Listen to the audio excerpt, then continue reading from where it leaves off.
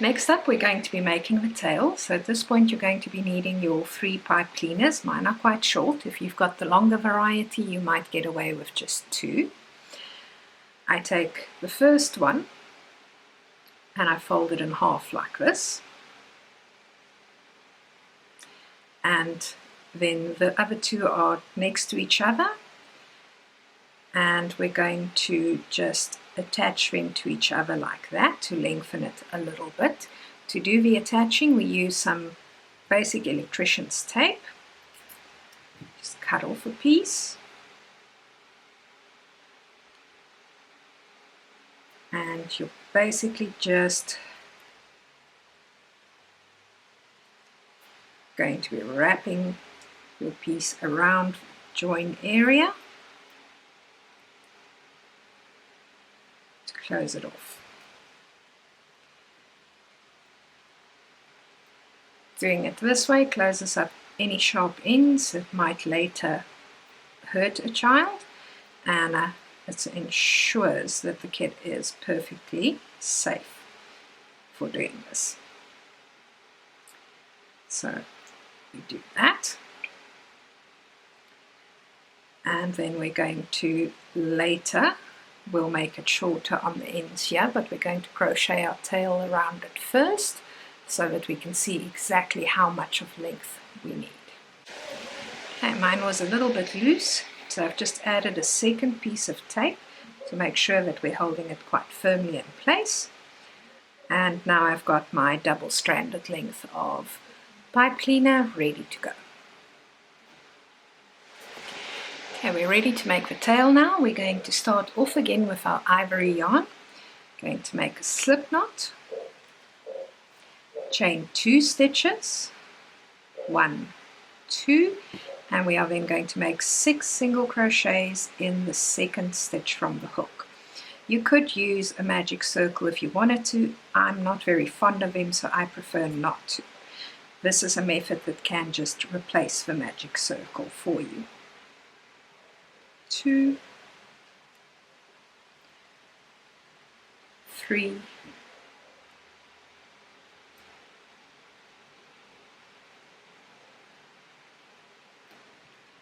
4,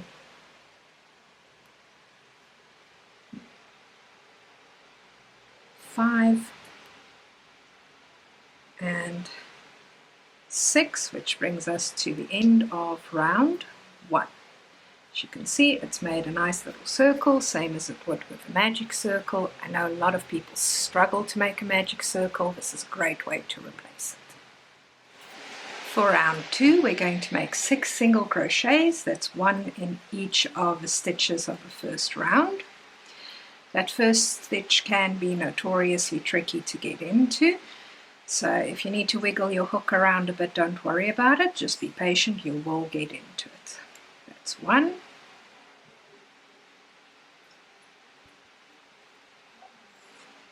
2.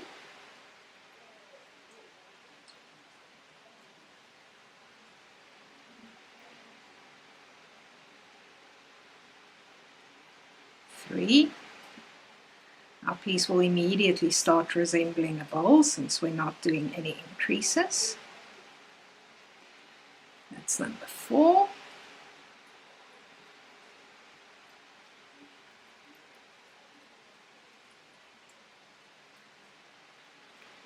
Number 5.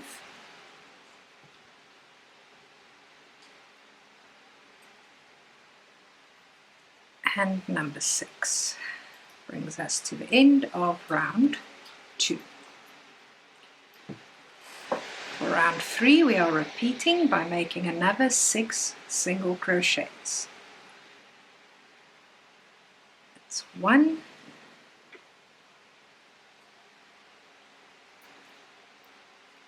2,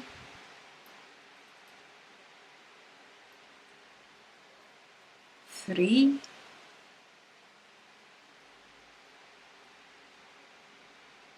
4,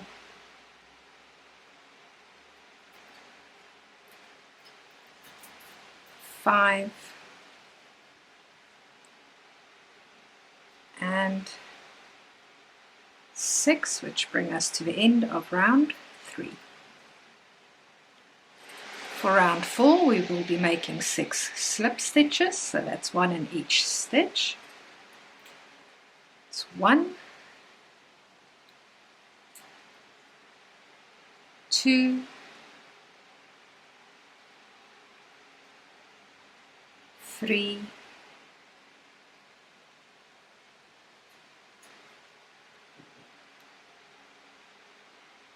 4,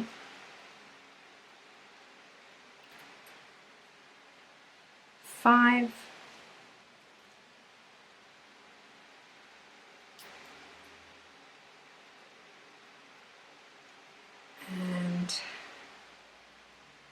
6. We'll be doing a color change in the next round to our terracotta yarn. So once the slip stitch marker is in place, we're just going to snip our yarn tail off short so that we are ready for the color change. In round 5 we're going to use the same color changing method we used before. We're going to pull our terracotta yarn through the stitch on the hook. We're going to pull on our white short end to pull it tight so that it looks like we've just got the orange there. We're going to chain 1 stitch, and then we're going to work back loops only in the slip stitches to make 6 single crochets, exactly the same as you did with the foot. So it's number 1,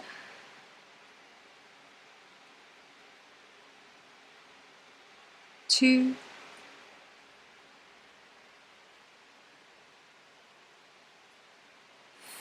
3,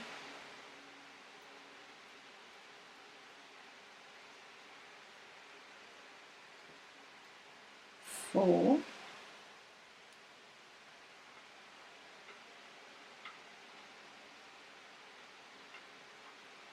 5,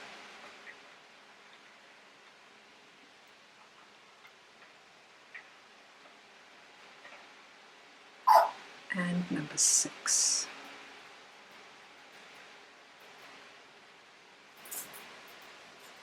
And that brings us to the end of round 5. With round 6 we are completing our color change. Remember, we started with a chain stitch when we did round 5, so we're going to skip the chain stitch and we're going to work our first stitch into the first single crochet that we made. We are again just doing 6 single crochets in the round. So that is 1,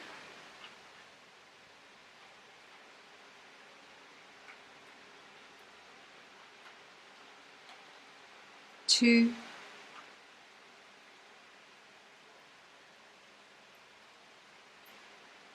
3,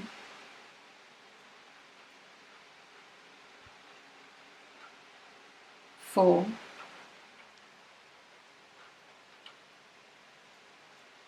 5, and 6, which brings us to the end of round 6. Now we are going to repeat this for round 7 all the way through round 25. For each round you're simply going to make 6 single crochets all the way around. Since it just stays the same, we will show you that section in the fast forward so as not to waste too much time. But you just, for each round, round 7, 6 single crochets, round 8, 6 single crochets. You just keep repeating all the way to round 25. Before we start round 7, we're going to take our pipe cleaner that we prepared earlier. The end that we bent over, we're going to insert into the tail at this point, and we're just going to push it down so that it is properly into the tail. For the rest of our tail, we are going to be working around this pipe cleaner. Okay, so now we're simply going to crochet round 7 around our pipe cleaner. So that's single crochet number 1,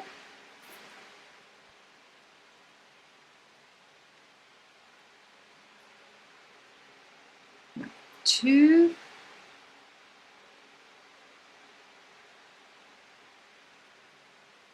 number 3,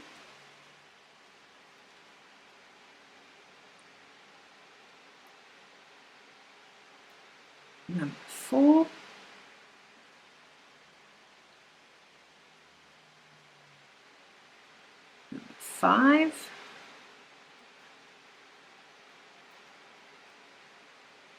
And then number 6. As you can see, it's a little bit awkward to work around the pipe cleaner. You can also crochet your tail first and then stick the pipe cleaner in afterwards, which I find a bit more difficult to do. So I prefer to crochet around it. It's a bit awkward, but you get used to the movement quite quickly. So that's the end of round 7. We're now going to repeat this from round 8 to round 25.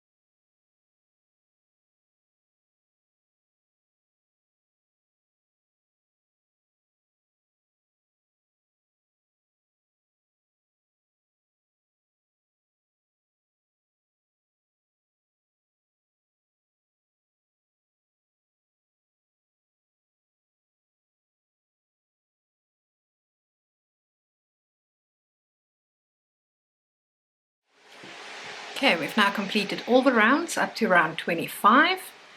All we've got left is round 26. Now for round 26, we are going to make 6 increases. So that is 1 in each stitch, bringing us to a total of 12 stitches. So that's 2 single crochets in each stitch. Let's single crochet 1 and 2, that makes increase 1. 1 and 2 makes increase 2.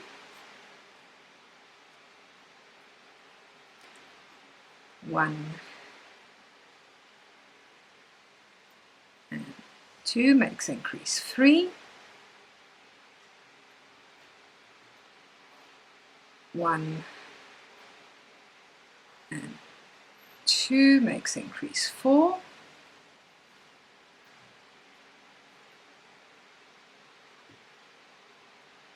1, 2 makes increase 5.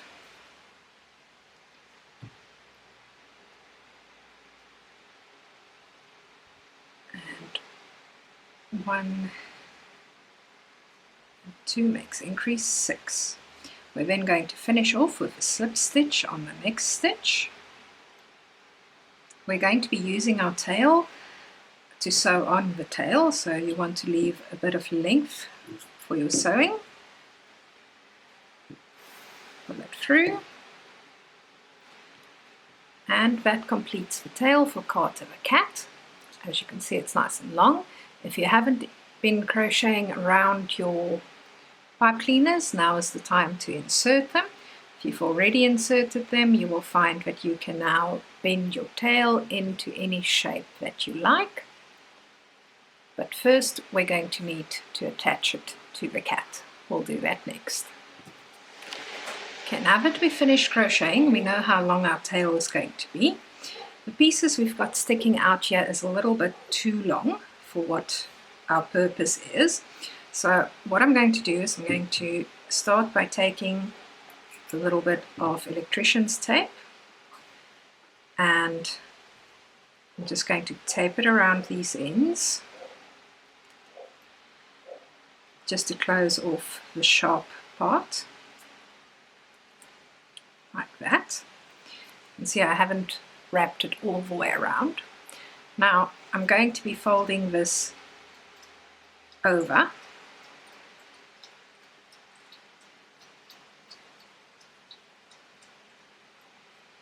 like that, to shorten it. And we're just going to keep wrapping the tape once we folded it over.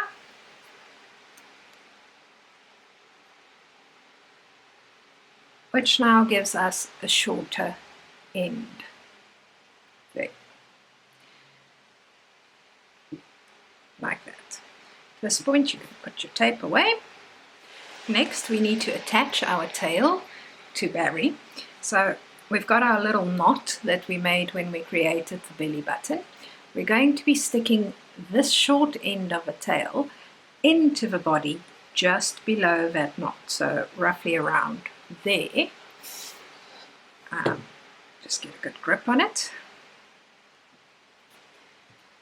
And you're actually going to be pushing it into the body.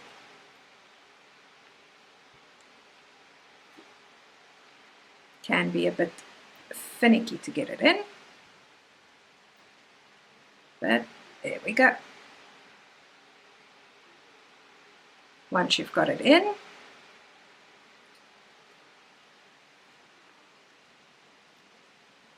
you're just going to pin your tail into position. Pin 1 and pin 2. And that is what you've got at the moment then. We are then going to sew around the edge with invisible stitches to attach our tail. We're now just going to sew all the way around. Remember, for invisible stitches, you want to make sure that you're working under the tail rather than next to the tail whenever you push your needle through the body. You also want to make sure that you keep your stitches small and neat. The smaller the better.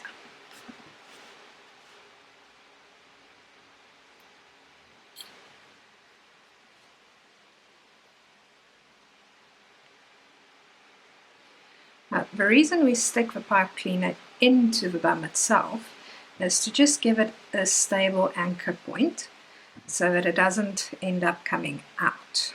Now, that way the sharp ends are all hidden and taped away so they can't possibly hurt a kid. And your tail is firmly attached to the body and it's anchored inside the body, so that you can actually bend it into different positions as you maneuver and pose your cat. So we're just going to keep sewing around like this.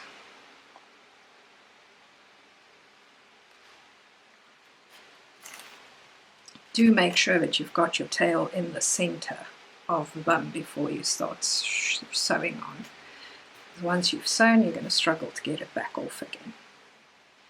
Now, this is just very basic wire work that we've done here. It's just an introduction to give you an idea of how it works. With more complex designs, they will create an entire skeleton that goes inside the head, the body, the arms, the legs, to make the entire toy posable. It can be a bit tricky to do, but this tail is good practice for you to just get the basic idea of how to crochet around a piece of wire.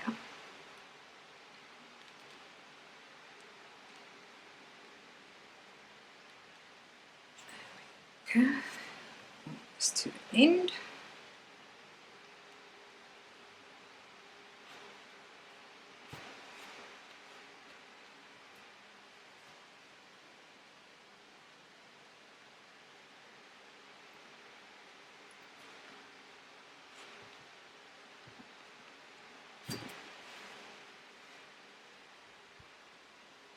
And now, depending on how tightly you've sewn it on, you can go around a second time if you wish.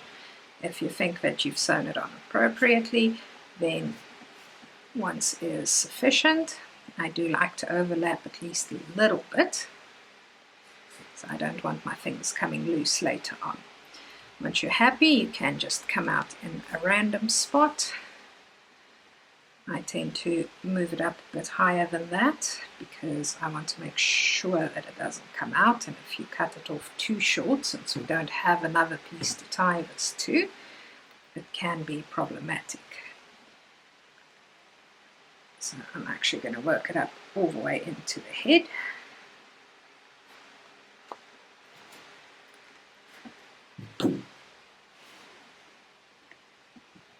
Yeah. And then you just cut off the tail, let it jump into the body, and that brings us to the end of sewing the tail into place. You can now bend your tail into any position that you would like it to take. I like mine to kind of stick over the shoulder so it's a little bit visible from the front, but there you go. Cart of a cat, all complete. We've now completed Cart of a Cat. As you can see, we've got our movable arms, movable limbs, so they can sit or stand. We've got our tail at the back, which we can bend into any shape or position that we prefer. And that is the end of Cart of a Cat. I hope you've enjoyed this pattern. If you subscribe to our channel, you will receive a notification when our next pattern, Doug the Basic Dog, becomes available. Have fun!